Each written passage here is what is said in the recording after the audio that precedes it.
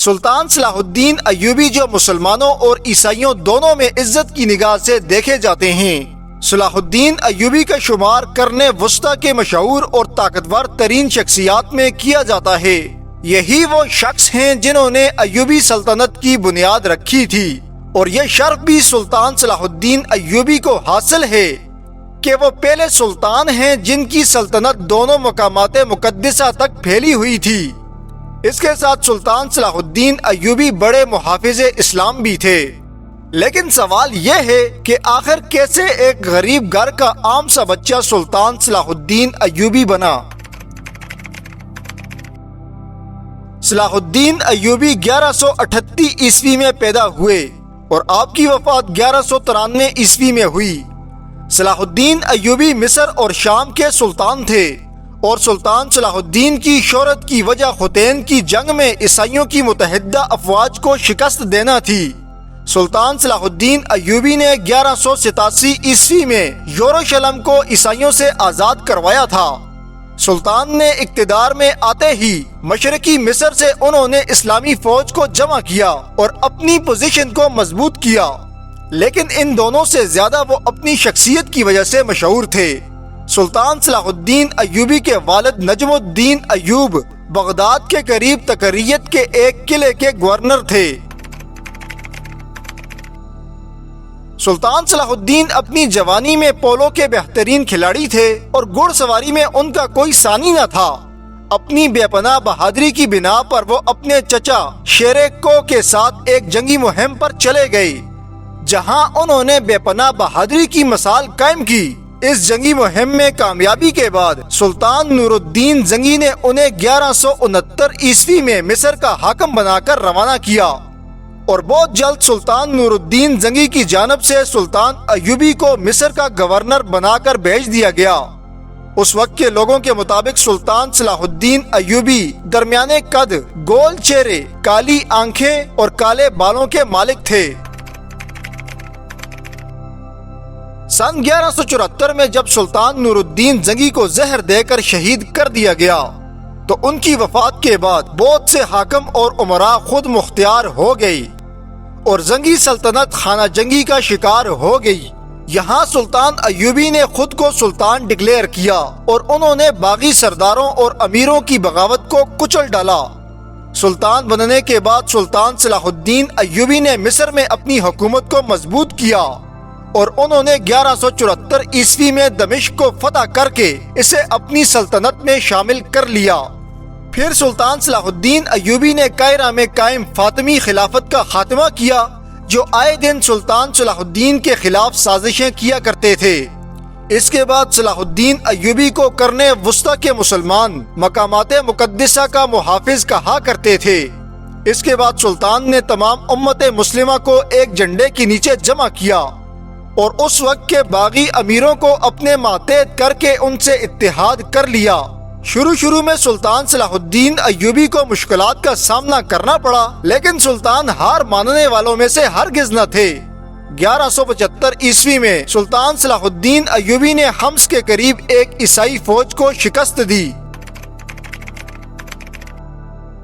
سلطان صلاح الدین ایوبی نے اپنی حکومت کی سند بغداد کے عباسی خلیفہ سے حاصل کی، جہاں انہیں یمن، مصر اور شام کے سلطان کی حیثیت سے سند عطا کی گئی، لیکن حلب کو آپ کی سلطنت میں شامل کرنے کے بجائے اسے آزاد شہر تسلیم کیا گیا، جو سلطان نور الدین زنگی کے بیٹے کے دائرہ اختیار میں آتا تھا۔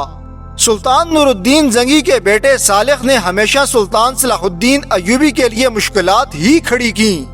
صالح نے عیسائیوں سے اتحاد کر لیا تھا، اور انہی کے اشاروں پر جب سلطان صلاح الدین ایوبی عیسائیوں کے ساتھ جنگ کرنے لگتے تو سلطان نور الدین زنگی کا بیٹا صالح بغاوت پہ اتر آتا۔ جب عیسائیوں نے سلطان صلاح الدین ایوبی پر کرائے کے قاتلوں کے ذریعے 2 قاتلانہ حملے کروائے تو سلطان نے ان کرائے کے قاتلوں سے نمٹنے کے لیے عیسائیوں کے قلعے پر حملہ کر دیا اور طویل محاصرے کے بعد اس قلعے کو زمین کے برابر کر دیا۔ 1177 میں سلطان کو ایک فرنگی لشکر نے شکست دی، لیکن سلطان صلاح الدین ایوبی نے یہاں عقل مندی سے کام لیتے ہوئے اردن کے ایک عیسائی قلعے دار کو گرفتار کرتے ہوئے اپنی شکست کو فتح میں تبدیل کر دیا۔ سلطان نے عیسائیوں کو باور کروا دیا تھا کہ اب وہ بیت المقدس کو عیسائیوں سے آزاد کروا کر ہی دم لیں گے۔ مسلمان سلطان صلاح الدین ایوبی کو عالم اسلام کا محافظ سمجھتے تھے، خاص کر صلیبی عیسائیوں کے خلاف جنگوں میں سلطان کی بہادری پر تو عرب اور غیر عرب سلطان پر جان نچھاور کرتے تھے۔ 1183 عیسوی میں سلطان صلاح الدین ایوبی نے حلب پر حملہ کر کے اسے بھی اپنی سلطنت میں شامل کر لیا۔ سلطان صلاح الدین ایوبی نے مصر میں ایک مضبوط فوج کی تیاری کی جو عیسائیوں کے حملوں کے لیے ہمہ وقت تیار رہتی تھی۔ 1185 کے آس پاس سلطان صلاح الدین ایوبی نے موصل شہر پر اپنا کنٹرول حاصل کر لیا۔ فرنگیوں نے 1187 عیسوی میں سلطان صلاح الدین ایوبی کے ایک قلعے پر حملہ کر دیا۔ اس قلعے کا کماندار سلطان صلاح الدین ایوبی کا بیٹا تھا۔ عیسائیوں کے اس حملے کی وجہ سے سلطان صلاح الدین ایوبی نے فوجوں کو جمع کرنا شروع کر دیا۔ یہ فوجیں جزیرہ حلب، شام اور مصر میں جمع ہو گئی تھیں۔ عیسائیوں نے بھی اپنی فوجوں کو جمع کیا اور پھر انہوں نے خطین کی طرف پیش قدمی کرنا شروع کر دی۔ جولائی کے شروع میں سلطان صلاح الدین ایوبی کے ابتدائی دستوں نے صلیبی ہر اول دستے پر حملہ کر کے ان کو شکست دی۔ 4 جولائی کو سلطان صلاح الدین ایوبی مرکزی لشکر کے ساتھ خطین کے مقام پر جا پہنچے۔ سلطان کے ساتھ 60,000 کا طاقتور ترین لشکر تھا، جس کا سامنا عیسائیوں کے اس لشکر سے تھا جس کی کمان گیری آف لوزنیان کر رہا تھا، جو اس وقت یروشلم کا بادشاہ تھا۔ اس کے ساتھ 1300 نائٹس اور 38,000 باقی لشکر تھا۔ سلطان نے یہاں حاضر دماغی کا ثبوت دیتے ہوئے بہترین جگہ کا انتخاب کیا اور پانی پر قبضہ کر لیا۔ یہاں خون ریز جنگ ہوئی اور سلطان صلاح الدین ایوبی فاتح قرار پائے۔ اس جنگ میں تمام عیسائی بادشاہ اور گورنر سلطان کے قیدی بنے۔ سلطان صلاح الدین ایوبی نے ان کے ساتھ نہایت رحمانہ سلوک کیا اور ان سب کو آزاد بھی کر دیا، لیکن انہوں نے رینالڈ کو اپنے ہاتھوں سے قتل کر دیا جو کہ اسی کا حقدار تھا۔ صلیبی نائٹس جو مسلمانوں کے اصل قاتل تھے، سلطان نے انہیں بھی قتل کرنے کا حکم دے دیا۔ ستمبر 1187 عیسوی میں سلطان صلاح الدین اپنی فوج کے ساتھ یروشلم جا پہنچے اور وہاں تھوڑی بہت مزاحمت کے بعد عیسائیوں نے ہتھیار ڈال دیے اور رحم کی اپیل کرنے لگے۔ سلطان نے تمام اہل شہر کی جان بخش دی اور پھر آپ مسجد اقصی میں داخل ہوئے۔